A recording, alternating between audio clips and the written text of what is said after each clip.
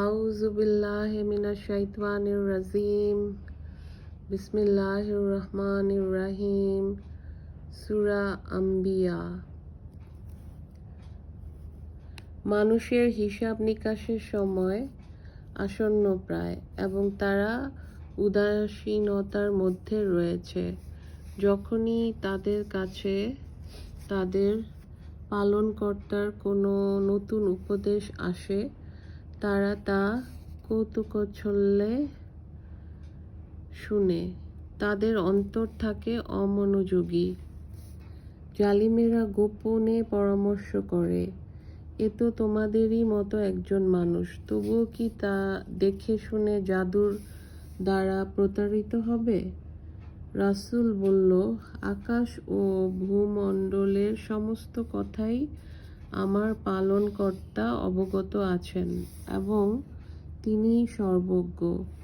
বরং তারা বলে, এ সমস্ত অলীক কল্পনা, হয় সে এ উদ্ভাবন করেছে, না হয় সে একজন কবি। অতএব সে আমাদের কাছে এক নিদর্শন আনুক, যেরূপ নিদর্শন সহ পূর্ববর্তীগণ এসেছিল। এদের পূর্বে যেসব জনপদ ধ্বংস করেছি, তার অধিবাসীরা বিশ্বাস করত না, তবে কি এরা বিশ্বাস করবে? তোমার পূর্বে আমি প্রত্যাদেশ সহ মানুষই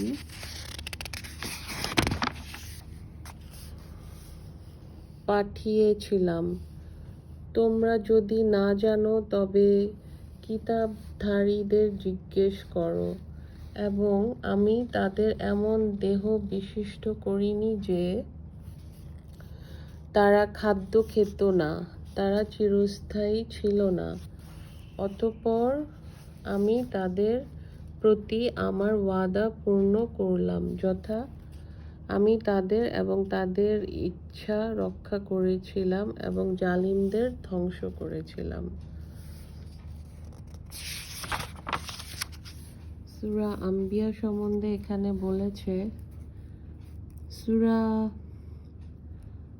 আল আম্বিয়া নাজিল হওয়ার সময়কাল।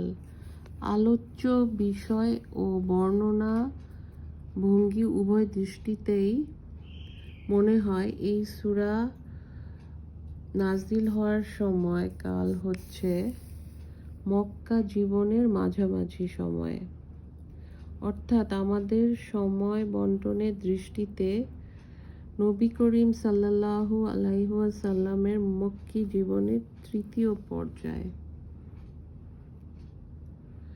এর পটভূমিকায় সেই রূপ অবস্থা নাই যা শেষের দিকে সূরাগুলিতে স্পষ্টরূপে পরিলক্ষিত হয়। টিকা। সূরা আম্বিয়া নাজিল হওয়ার সময়কাল।